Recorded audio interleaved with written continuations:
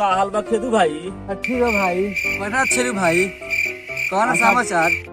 कल बानी ना हित लोग से तनी घूमे फिरे जान ल।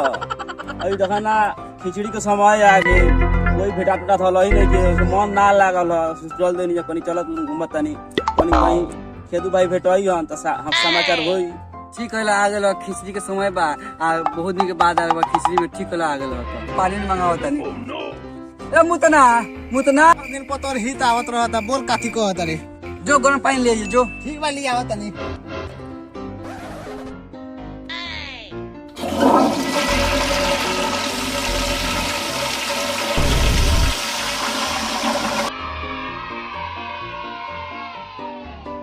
कथी कर गरम पानी करे में? ले गरम पानी समय ना लागल गरम पानी करे।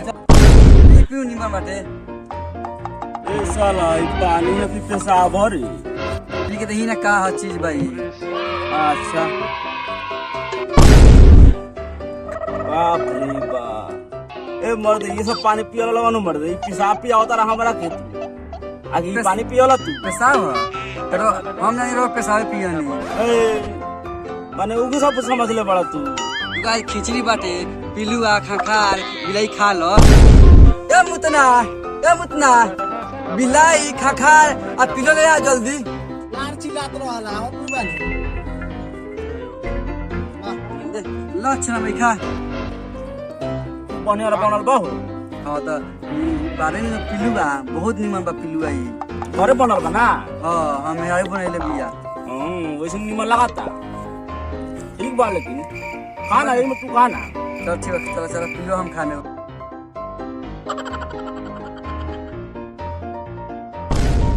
हम कत्कर काम करो जो भाई बुलाओ जो ठीक बा जाता नहीं। ए जोरे बुलावत हो तोरा भाभी। ठीक बा आवत तनी। ए मुतन भाई बड़ा तोर भाभी लाई बाना तानी तनी लियावा ना।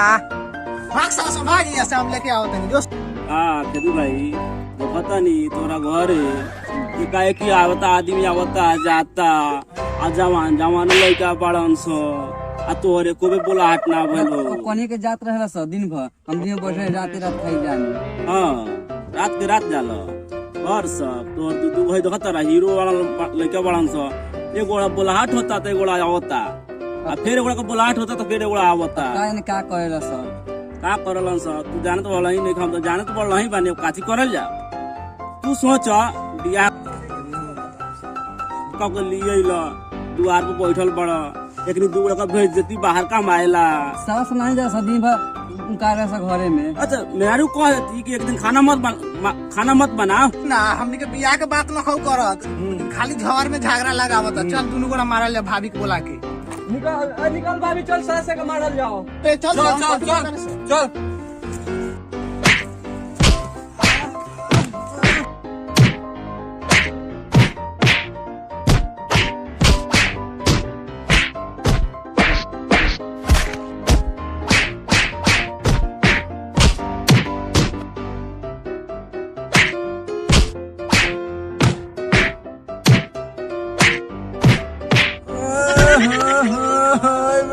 आओ खेतू भाई यहीं को स्वागत करा लोगन का होता ये गाना बा तो एकरी वालो जो से लाई पे फिर हमला ना खाया हम खेतू भाई छोड़ तो एकरी दिन बा हम रोज के भाई हो भाई तू रह हमरा तनी बिगात रह अपन अब हम नया फिर लाई खाए ना हमरे दादा ई खिचड़ी हमर नाम से उतर जाइयो।